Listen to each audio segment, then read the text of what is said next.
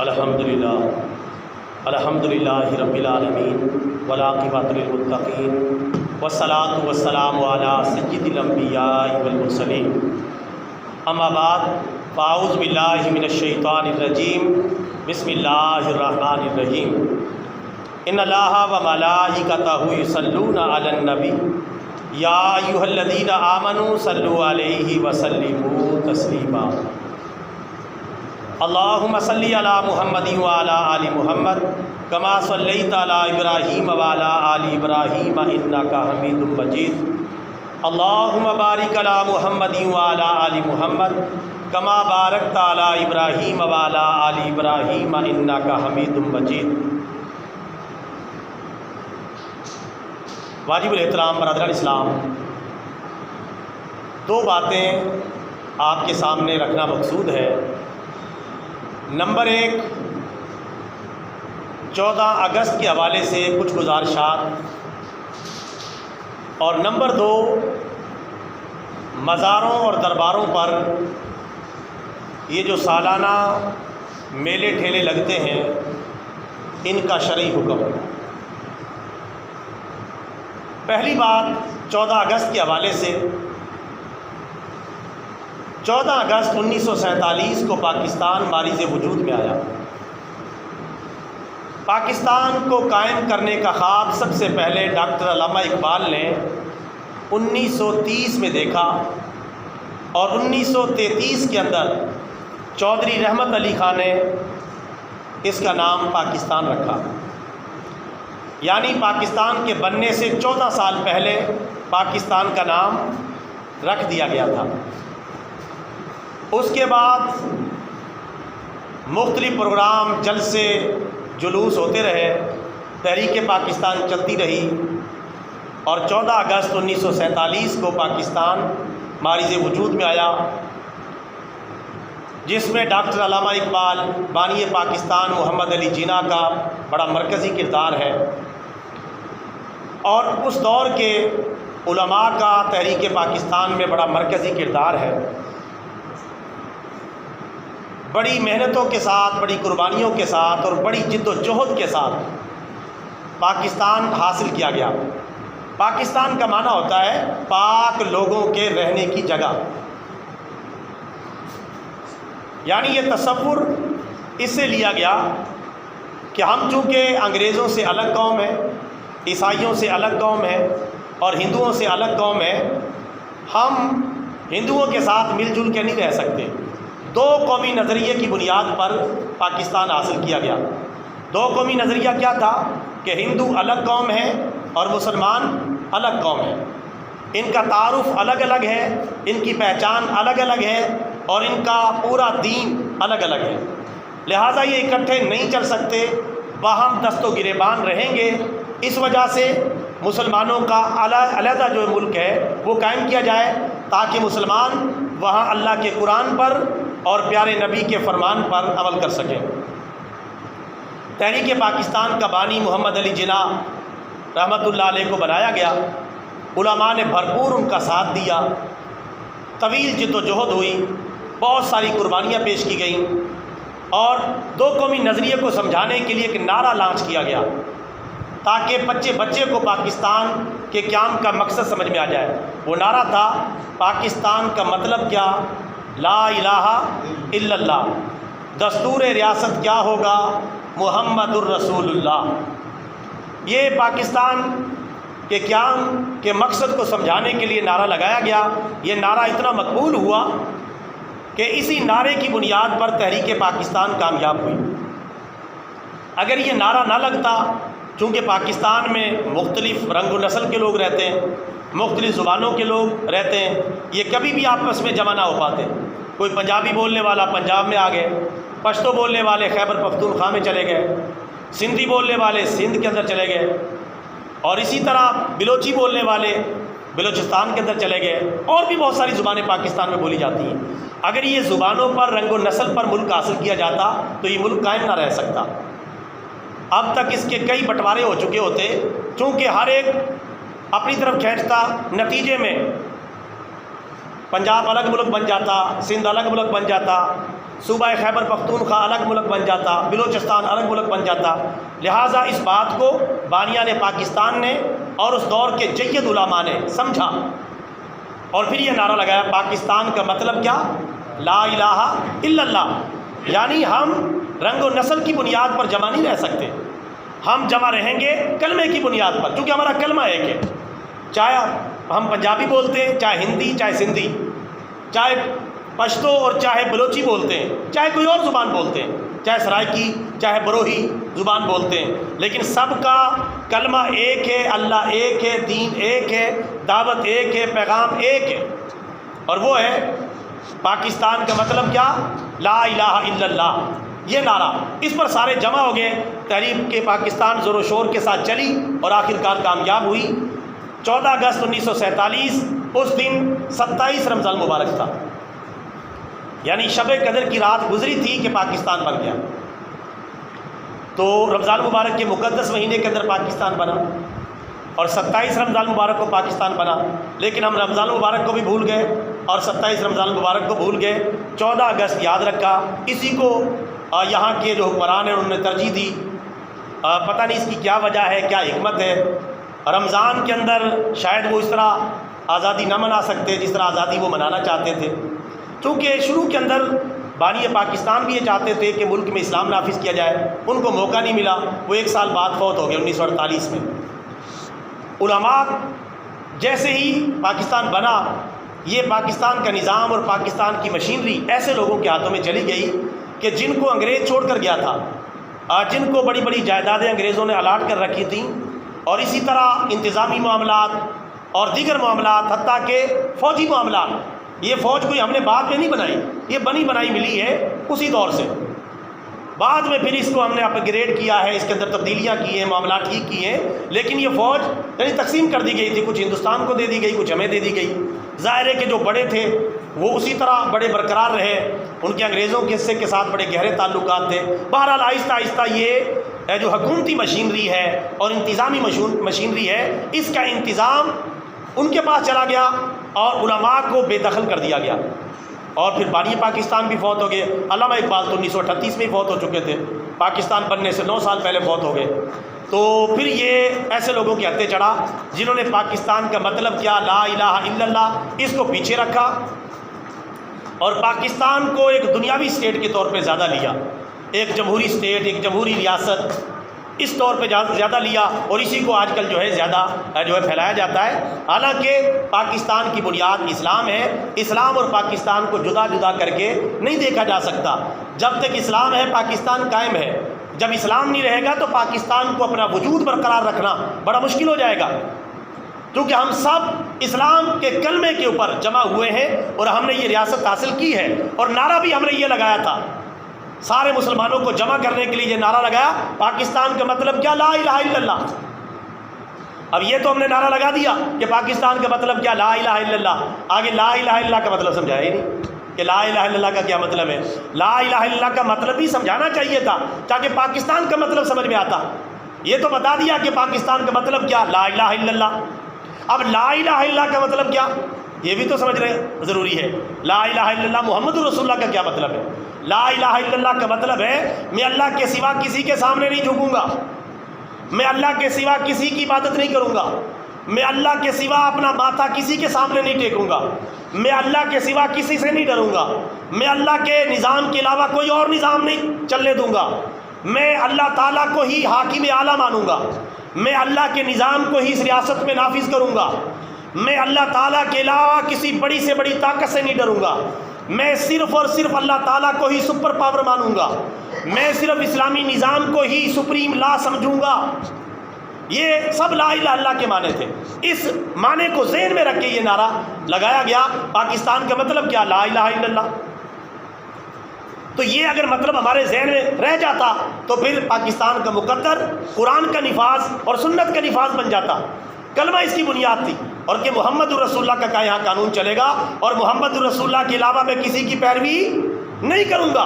کلمے کا مطلب یہی ہے، لا الہ الا اللہ کا مطلب ہے اللہ کے سوا کسی کے سامنے نہیں جھکوں گا، اور محمد رسول اللہ کا مطلب ہے کہ میں محمد مصطفیٰ صلی اللہ علیہ وسلم کے سوا کسی کی پیروی نہیں کروں گا۔ یہ دو ٹوک بات ہے۔ اور یہ دو ٹوک بات کہی گئی پاکستان کو بناتے وقت کہ پاکستان کا مطلب کیا، لا الہ الا اللہ، لوگ جمع ہو گئے اس نعرے گرد گرد، آخرکار پاکستان بن گیا۔ لیکن اس کے بعد جو حکمران آئے انہوں نے دوغلی پالیسی کی اور پاکستان میں لا الہ الا اللہ کا نظام نافذ نہیں ہونے دیا، اور اب تک یہ سلسلہ کسی نہ کسی درجے میں چلا آ رہا ہے۔ پاکستان بننے سے پہلے علماء نے اس پہ مرکزی کردار ادا کیا پاکستان کی تحریک کو کامیاب کرنے کے لیے۔ آپ کو پتہ ہے کہ پاکستان کا جو اس وقت آئین چل رہا ہے 1973 میں بنا ہے، 1956 میں پہلا پاکستان کا آئین بنا، ٹوٹ گیا، پھر 1963 میں بنا، نہیں کامیاب ہو سکا، ٹوٹ گیا، پھر علماء کی زیر پرستی یہ آئین لکھا گیا جس میں بتایا گیا کہ قرآن و سنت اس ملک کا سپریم لا ہے اور اللہ تعالیٰ یہ حاکم اعلیٰ ہے، اللہ تعالیٰ کے نمائندے کی حیثیت سے یہاں کا وزیر اعظم، یہاں کا صدر اور یہاں کا چیف آف آرمی اسٹاف اور یہاں کا کوئی بھی بڑا اور کرتا دھرتا ہے وہ کام کرے گا، اور پاکستان میں قرآن و سنت کے منافی کوئی قانون نہیں بن سکتا۔ یہ متفقہ آئین پھر پاس ہوا، اس کے اوپر اس وقت ملک چل رہا ہے۔ 1973 پاکستان بنا 1947 میں، اور متفقہ آئین کب بنا؟ 1973 میں۔ یہ 20-23 سال بن جاتے ہیں، کتنا عرصہ گزرا ہے کہ آئین پاکستان بنا ہے۔ اب اس آئین پاکستان کے مطابق بھی ملک کو بہت کم چلایا جاتا ہے، اسلام کا نام بہت کم لیا جاتا ہے، بہت کم، زیادہ تر ہمیں وطن پرستی سکھائی جاتی ہے۔ وطن وطن وطن، اے وطن، اے پیارے وطن۔ وطن سے محبت کرنا اسلام میں جائز ہے۔ نبی پاک صلی اللہ علیہ وسلم مکہ مکرمہ سے محبت کرتے تھے، مدینہ منورہ سے محبت کرتے تھے۔ وطن سے محبت کرنا گناہ نہیں، لیکن پہلے اسلام سے محبت ہے اور پھر وطن سے محبت ہے۔ ترتیب کو ذہن میں رکھنا ہے، کیونکہ اسلام ہے تو پاکستان ہے، اسلام نہیں تو پاکستان بھی نہیں، وجود ہی ختم ہو جائے گا۔ دو قومی نظریہ ہی یہی ہے۔ اس لیے آج کل زیادہ تر ہمیں یہی بتایا گیا۔ اب جو ہمارے ترانے دیکھ لیں، 14 اگست کے ترانے دیکھ لیں، 14 اگست کی تقریبات دیکھ لیں، سرکاری تقریبات آپ دیکھ لیں، ان میں وطن وطن نظر آئے گا، اسلام آپ کو نظر نہیں آئے گا، بہت کم، کئی تھوڑا بہت ٹچ دے دیں گے۔ اسلام کا ٹچ دیتے ہیں، تھوڑا سا ٹچ دے دیں تاکہ پتہ چلے بھی ہوئے ہم بھی مسلمان ہیں، ہم بھی اسلام سے باہر تھوڑا نکل گئے، تھوڑا سا ٹچ دے دیتے ہیں تاکہ قوم جڑی رہے اور قوم جو ہے جو اس بارے میں بات کو جو ہے پوری طرح نہ سمجھ سکے۔ تو وطن پرستی، وطن رکھیں، وطن کی محبت رکھیں، لیکن پہلے اسلام۔ ہمارے ترانہ دیکھ لیں، 14 اگست ہے یہ، 14 اگست یہ ترانہ ہے، دل دل پاکستان، جان جان پاکستان، سونی دھرتی اللہ رکھے، قدم قدم آباد تجھے، قدم قدم آباد۔ اللہ کا نام لے دیا، بس آباد رکھے تجھے، باقی اللہ کا نظام جب دل کرے گا جب لائیں گے، بس اللہ اس کو آباد رکھے۔ وطن، وطن کی مٹی، وطن، اے وطن، اے وطن، تیرے اوپر جانے قربان کر دیں گے۔ بھائی وطن کے لیے جانے قربان کریں، لیکن پہلے اسلام کے لیے، اسلام کو بیچ میں رکھیں تاکہ آپ کی قربانی شہادت بنے۔ حقیقی شہادت تو تب بنے گی کہ جب اسلام پہلے اور پھر پاکستان اور دونوں کو ملا کے اس کے لیے قربانیاں دی جائیں، تو پھر ہماری قربانی کیا بنے گی؟ شہادت۔ کیونکہ شہادت حقیقتاً وہ ہوتی ہے جو اللہ کے کلمے کو بلند کرنے کے لیے دی جائے۔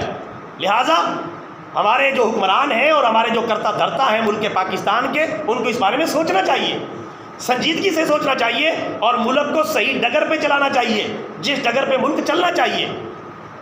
اسلام کے ساتھ پاکستان کا جو ہے وجود ہے، لیکن زیادہ تر یہ بات، اور علامہ اقبال نے یہ بات بہت پہلے سمجھا دی تھی، پاکستان بننے سے پہلے علامہ اقبال فرماتے ہیں، ان تازہ خداؤں میں بڑا سب سے وطن ہے، جو پیرہن اس کا ہے وہ مذہب کا کفن ہے۔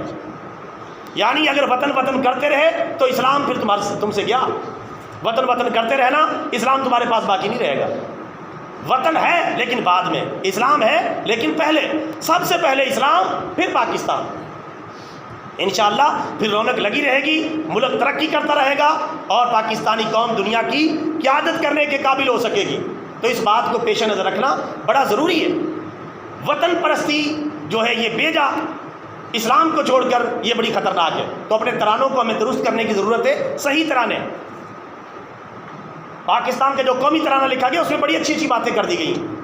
ایک بات یہ کی گئی، پاک سرزمین کا نظام قوت اخوت عوام۔ اب قوت اخوت عوام کا کیا مطلب؟ اسلامی بھائی چارے کے ذریعے ہم یہاں اسلامی بھائی چارے والا اسلامی نظام نافذ کریں گے۔ لیکن اب قوت اخوت عوام کو کھینچ کھانچ کے کسی اور طرف لے جاتے ہیں، کبھی جمہوریت کی طرف، کبھی کسی اور طرف لے گئے۔ یہ ترانہ لکھا تھا حفیظ جلندری نے. حفیظ جلندری اگر زندہ ہوتے، اب تو خیر وہ فوت ہو گیا، اللہ ان کو جنت نصیب کرے، شاعر اسلام تھے، انہوں نے شاہنامہ اسلام لکھا ہے اسلام کی شان و شوکت کے اوپر. تو ہم جیسے آج ہی ان کو جا کے یہ مشورہ ضرور دیتے کہ آپ جو ہے تھوڑا سا ایک لفظ تبدیل کر دیں قومی ترانے کے اندر، تاکہ قوم کو اچھی طرح سمجھ میں آ جائے. پاک سر زمین کا نظام قرآن اور سنت کا نظام، تاکہ سیدھا ان کی بات آتی ہے سیدھی سمجھ میں. پاک سر زمین کا نظام قرآن اور سنت کا نظام. قوت اخوت عوام کا بھی یہی مطلب ہے، لیکن حکمران عوام کو یہ بات سمجھنے نہیں دیتے. اگر قرآن اور سنت کا لفظ بیچ میں ڈال دیتے تو بات سیدھی ہو جاتی اور سیکولر لوگوں کو پاکستان کے قیام کے مقصد کو بگاڑنے کا موقع نہ ملتا. آج کل بہت سارا ایسا طبقہ پیدا ہو چکا ہے، وہ کہتے ہیں پاکستان تو صرف ایک دنیاوی مقاصد کے لیے حاصل کیا گیا ہے، بس یہاں مل جل کے کافروں کو بھی آزادی ہے، مسلمانوں کی بھی آزادی ہے، ہر ایک کو اپنی آزادی ہے، جو چاہے کرتا پھرے. کوئی اسلام کے لیے اس ملک کو نافذ نہیں کیا گیا اور حاصل نہیں کیا گیا. وہ یہ کہتے ہیں ان کو یہ موقع کبھی نہ ملتا. لیکن الحمدللہ جو بانیان پاکستان تھے، جو تحریک پاکستان کے کارکنان تھے، ان کی نیت بڑی اچھی تھی. اللہ تعالیٰ ہمیں صحیح بات کو سمجھنے کی توفیق عطا فرمائے. اور 14 اگست مناتے ہیں تو مسلمانوں کی طرح منائیں، صدقہ و خیرات کریں، نیک اعمال کریں، نوافل پڑھیں، سجدہ شکر بجا لائیں، اللہ تعالیٰ کا ذکر کریں، اللہ کو یاد کریں، اللہ تعالیٰ سے دعائیں مانگیں. اللہ تعالیٰ اس ملک کی اصلاح فرمائے، اس کو قائم دائم رکھے، اس میں اسلامی نظام کو نافذ کرے. یہ تھا 14 اگست منانے کا طریقہ، آزادی کا طریقہ. یہ اللہ کی نعمت ہے. آزادی کیا ہے؟ اللہ کی نعمت. جو اللہ کی نعمت ملے تو پھر کیا کرنا چاہیے؟ ناچنا کودنا چاہیے یا نوافل پڑھنے چاہیے، اللہ کا ذکر کرنا چاہیے. لیکن ہمیں حکمرانوں نے یہ سکھایا کہ 14 اگست میں بھی آپ نے صرف ناچنا کودنا ہے. اور اب تو ڈیزائن ہی الگ الگ بن گئے ہیں. اللہ معافی دے، بھنگڑے ڈالے جاتے ہیں، شراب و کباب کی محفلیں ہو رہی ہیں 14 اگست کے نام کے اوپر. کوئی اسلامی پروگرام صحیح طریقے سے نہیں ہوتا. علماء صرف کرتے ہیں، علماء صرف پروگرام کرتے ہیں بڑے بڑے مدارس کے اندر جہاں صحیح 14 اگست منایا جاتا ہے. لیکن باقی جگہ بھنگڑے ڈالے جا رہے ہیں، عجیب و غریب حرکتیں کی جا رہی ہیں، قیام پاکستان کا کوئی اور ہی مقصد بتایا جا رہا ہے. اور جوان لڑکے لڑکیاں خلط ملط ہو کے بس اپنے لڈیاں ڈالتے پھر رہے ہیں، آوارہ گردیاں کرتے پھر رہے ہیں. اور اب تو یہ نکلا ہے نیا پاں پاں پاں کرتے پھرو سارا دن. یہ باجے یہ سارا دن پاں پاں کرتے پھرو، پاں پاں چاں چاں کرتے پھرو. یہ اللہ معافی دے، ہم اپنے قوم کی تربیت کر رہے ہیں، اپنے بچوں کی تربیت کر رہے ہیں. اب تو ہمارے کوئی بڑے بیچارے سمجھا رہے ہیں پاں نہیں چھاں. کوئی درخت لگا لو، چھاں ہو جائے گی. پاں پاں کرنے سے تمہیں کیا ملے گا؟ تو کوئی درخت لگا لو. اپنے بچوں کو نہ آوارہ کرو، نہ اپنے بچوں کو بگاڑو. آ رہے پاں پاں کر کے بڑا آ رہا، اس کے پاس زور سے پاں گیا، بڑا بیچارہ ویسے اس کا دل دہل گیا. اب یہ تو یہاں تو ہمارے حق میں. ابھی 14 اگست کو دیکھنا کئی جگہ آپ کو پاں پاں سے ڈرنا پڑے گا. اور شہروں میں تو یہ اتنا ہلا گلا مچایا ہوا ہے. اللہ معاف فرمائے، اس کام پہ قوم کو لگایا جا رہا ہے، یہ تربیت کی جا رہی ہے. اس طرح 14 اگست منایا جاتا ہے. حکمران اس ملک پر رحم کریں اور صحیح طریقے سے آزادی منائیں، صحیح طریقے سے 14 اگست منائیں. ورنہ یہ قوم اسی کھیل تماشے میں لگ جائے گی، حقیقی مقصد کو بھول جائے گی، آزادی کا جو اصل مقصد تھا، اصل منزل تھی، اسے بھول جائے گی. تو پھر بہت بڑا نقصان ہوگا قوم کا، ملک کا بہت بڑا نقصان ہوگا. چونکہ یہ ملک اسلام کے نام پر حاصل کیا گیا ہے. اسلامی طریقے سے آزادی منائیں. جس طرح مدارس کے اندر علماء صبح قرآن پاک کی تلاوت کرتے ہیں، پھر جو ہے نوافل ادا کرتے ہیں، صدقہ و خیرات کرتے ہیں، پھر پاکستان کا جھنڈا لہراتے ہیں، پھر اس کے اندر اسلامی ترانے پڑھتے ہیں. پتہ چلتا ہے کہ واقعتاً آپ بڑے مدارس کو دیکھ لیں، ان کی ویڈیوز یوٹیوب پہ آپ کو مل جائیں گی.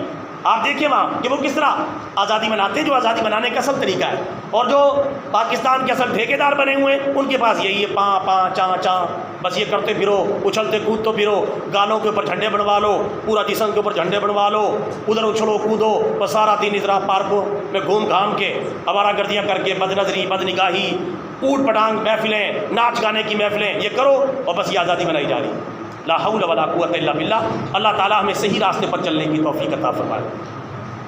آخری اور دوسرا مسئلہ جو میں نے عرض کرنا تھا، برادران اسلام، آج کل یہ مزاروں کے اوپر درباروں کے نام پر جو ہے آج کل بہت سارے میلے ٹھیلے لگائے جاتے ہیں، جن کے اندر سرکس بھی ہے، جن کے اندر موت کا کنواں بھی ہے، جس کے اندر آوارہ گردی بھی ہیں، خسرے ناچتے ہیں، آوارہ لڑکیاں آ کے ناچتی ہیں. وہاں بڑے بڑے گلوکاروں اور اداکاروں کو لایا جاتا ہے، اور ہماری نوجوان نسل پیسے بھر بھر کے جا کے اس ناچ گانے کو دیکھتی ہے. اور یہ سارا کام ہو رہا ہے مزاروں کے نام پہ، درباروں کے نام پہ. جو لوگ اللہ کے نیک بندوں کی طرف منسوب ہیں ان کے نام کے اوپر یہ میلے ٹھیلے لگائے جاتے ہیں۔ یاد رکھیں، قبروں کے نام پر، قبرستان کے نام پر، مزاروں کے نام پہ، درباروں کے نام پہ، اولیاء اللہ کے نام پہ، بزرگوں کے نام کے اوپر اس طرح کی خرافات کرنا، یہ میلے ٹھیلے لگانا یہ جائز نہیں ہے۔ اگر آپ کو جھولے جھولنے کا شوق ہے، جھولے لگا لیں آپ، جھولے جھولنا جائز ہے، جب کہ الٹا سیدھا کام نہ ہو، مٹھائیاں کھائیں، سموسے کھائیں، سب جائز ہیں، لیکن ان کو درباروں کے ساتھ کیوں نتھی کرتے ہو؟ ان کو بزرگوں کے ساتھ کیوں جوڑتے ہو آپس میں؟ یہ کیا آپ تصور دے رہے ہیں کہ ہمارا دین یہی ہے؟ یہ میلے ٹھیلے، یہ لکی رانی سرکس دیکھیں، سارا دن موت کا کنواں دیکھیں، اور ساری رات ناچ گانا دیکھیں، بھنگڑے دیکھیں، اور یہ کام کریں، یہ ہمارے بزرگوں کا دین ہے؟ یہ کیا دین اسلام کی تعلیمات ہے؟ بالکل یہ تعلیمات نہیں۔ یاد رکھیں، ایسے میلے ٹھیلے قبروں پر لگانا، مزاروں پر لگانا حرام اور کبیرہ گناہ کا ارتکاب ہے، یہ ناجائز ہے، لیکن اتنا حصہ ناجائز ہے جو ناجائز ہے، اتنا حصہ جائز ہے جو جائز ہے۔ اگر کوئی بات بیچارہ وہاں سے گزر رہا ہے، سموسے لے لیے، مٹھائی لے لی، جائز ہے، کوئی میٹھے پکوڑے لے لیے، جائز ہے، کیونکہ وہ تو کوئی کام غلط نہیں ہے۔ اگر کسی نے کوئی جھولا جھول لیا، کوئی غیر شرعی کام نہیں ہوا تو وہ بھی جائز ہوگا، لیکن اس نام پہ جو بھنگڑے اور ناچ گانا رات گئے تک، شراب و کباب کی محفلیں تک ہوتی ہیں، اور ساری رات جو ہے ناچنے والے ناچتے ہیں، دیکھنے والے دیکھتے ہیں، یہ آوارہ گردی کا پورا ماحول بنایا جاتا ہے، اور پوری گاڑیاں انہوں نے چلائی ہوئی ادھر ادھر، یہ آئے آج فلاں اکرم راہی درد کراہی آئے گا، آ جاؤ۔ میں کہہ رہا تھا اکرم راہی درد کراہی نہیں، اکرم راہی دنیا و آخرت کی تباہی، وہ اپنی پوری کنکر ٹیم کے ساتھ آ رہا ہے۔ تشریف لائیں، اپنے پیسے برباد کریں، اپنی آخرت برباد کریں، تشریف لائیں، ہمارے لڑکے اچھلتے کودتے، جی بھی اکرم راہی درد کا راہی آ رہا ہے۔ بھابھی درد کا راہی کیا؟ درد کا راہی بکواس کرتا ہے، بکواس گانے گاتا ہے، عشقیہ فسقیہ گانے گاتا ہے، یہ اس کا درد کا راہی۔ اللہ معاف فرمائے، اس کی مشہوریاں پورے شہر کے اندر ہو رہی ہیں۔ لکی رانی سرکس، اس کے اندر بھی وہی نوجوان لڑکیاں ناچتی ہیں، اور کئی الٹے سیدھے کام ہوتے ہیں۔ سیدھا کوئی کرتب ہے، کوئی کھیل دکھانا جائز ہے، لیکن دائرہ شریعت میں رہ کر الٹے سیدھے جو اور کام کیے جاتے ہیں، ان کی وجہ سے جائز کام بھی ناجائز ہو جاتے ہیں، کیونکہ وہاں ایک شریف آدمی شرکت نہیں کر سکتا۔ تو یہ اس طرح کے ناچ گانے، اس طرح کی چیزیں عام کرنا، اور بچوں میں ان چیزوں کو پھیلانا، بچے بھی پھر ضد کرتے ہیں ہمیں میلہ دکھا کے لاؤ، والدین مجبور ہو جاتے ہیں، میلہ دکھا کے لانا پڑتا ہے، تو یہ یعنی صورتحال بن جاتی ہے۔ تو مزاروں کے نام پہ، درباروں کے نام پہ، اس بارے میں 2 حدیثیں سن لیں۔ پیارے نبی صلی اللہ علیہ وسلم نے فرمایا، اللہم لا تجعل قبری وثنا یعبد، بخاری شریف کی حدیث ہے، دعا کی، اے اللہ میری قبر کو ایسا بت خانہ نہ بنا دینا جس کی عبادت کی جائے۔ آج بزرگوں کے نام پہ بہت سارا یہی کام ہو رہا ہے، بزرگوں کی قبروں پہ سردے ہو رہے ہیں، بزرگوں کے نام کے اوپر جو ہے عجیب و غریب حالت وہاں بنائی جا رہی ہے، اور بزرگوں سے مانا جا رہا ہے، ان سے دعائیں مانگی جا رہی ہیں، لا حول ولا قوت الا باللہ۔ رسول پاک نے کیا فرمایا اور ہم کدھر چل پڑے؟ اور دوسری حدیث مبارکہ ہے، بخاری کی حدیث ہے، آپ صلی اللہ علیہ وسلم نے فرمایا، اللہم لا تجعل قبری عیدا، یہ بھی اللہ سے دعا کی، اے اللہ میری قبر کو عیدگاہ نہ بنا دینا، میلہ گاہ نہ بنا دینا، میلے لگے رہے ہیں، میلہ گاہ آوارہ گردی کا مرکز نہ بنا دینا۔ رسول پاک کی دعا قبول ہوئی، رسول پاک کی قبر مبارک پر ایسا کچھ بھی نہیں ہے، کوئی میلہ ٹھیلا، کوئی اس طرح کی خرافات وہاں نہیں ہے۔ لیکن آج ہمیں باقی قبروں کو، باقی جگہوں کو بھی تو رسول پاک کے مبارک مزار کی طرح بنانے کی ضرورت ہے۔ یہاں اللہ معاف فرمائے، وہ تو آوارہ گرد لوگ ہیں، وہ آ جاتے ہیں اپنی سرکسیں لے کے، موت کے کنویں لے کے، اور پھر اس نام کے اوپر جو کبڈی کھیلی جاتی ہے، کبڈی کے اندر جو کچھے پہنے جاتے ہیں، وہ کچھے غیر شرعی ہوتے ہیں، ان کی وجہ سے یہ کبڈی بھی حرام ہو جاتی ہے۔ کبڈی کھیلنا میچ جائز ہے، جبکہ ناف سے لے کر گھٹنوں تک یہ پورا سطر ڈھانپا ہوا، گھٹنے سطر کا حصہ ہے، گھٹنے بھی ڈھکے ہوئے ہوں۔ اگر کبڈی کھیلتا ہے اور کوئی غیر شرعی کام نہ ہو، شرطیں نہ ہو، جوا نہ ہو، صرف کبڈی کھیل ہے تو یہ جائز ہے۔ لیکن اس میں کچھے کتنے ہوتے ہیں آپ کے سامنے، سارے پٹ اور یہ ران جو ہے نظر آتی ہے، اور ادھورے کچھے ہوتے ہیں، اور ان کے اندر اور کئی غیر شرعی کام ہوتے ہیں، شرطیں لگائی جاتی ہیں، جوا لگایا جاتا ہے، اس کی وجہ سے یہ کھیل بھی ناجائز ہو جاتا ہے۔ لہٰذا ہمیں چاہیے اس راستے پر چلیں جو قرآن و سنت کا راستہ ہے، اس راستے پر نہ چلیں جو شیطان کا راستہ ہے، اور خاص طور پہ اس بارے میں دین کا نام استعمال نہ کریں، اللہ کے کوئی نیک بندے ہیں ان کا نام استعمال نہ کریں، بزرگوں کا نام استعمال نہ کریں۔ یہ اگر آپ نے کام کرنے، جھولے جھولنے، علیحدہ سے کوئی سیٹ اپ بنا لے، وہاں جھولے جھول لیں، شرعی ماحول کے اندر بالکل جائز ہے، کوئی مسئلہ نہیں ہے، لیکن جس طرح کا یہ ماحول بنا دیا گیا تو یہ بالکل غلط ہے۔ بہت سارے سیاستدان اس کی سرپرستی کرتے ہیں، بہت سارے تاجر اس کی سرپرستی کرتے ہیں، اور بڑا نیکی کا کام کر کے اس کی سرپرستی کرتے ہیں، اور اس کے اوپر جو ہے سارے معاملات جو ہیں وہ چلتے ہیں کہ کس کو ڈیوٹی لگانی ہے، کس کی ڈیوٹی نہیں لگانی۔ ان کاموں کو یا تو شریعت کے مطابق بنائیں، ورنہ یہ کام ناجائز ہے اور کل قیامت کے دن آپ کو ان کا حساب دینا پڑے گا۔ اللہ تعالی ہم سب کی اصلاح فرمائے اور ہمیں سیدھے راستے پر چلنے کی توفیق عطا فرمائے۔ آمین۔ وآخر دعوانا الحمدللہ رب العالمین۔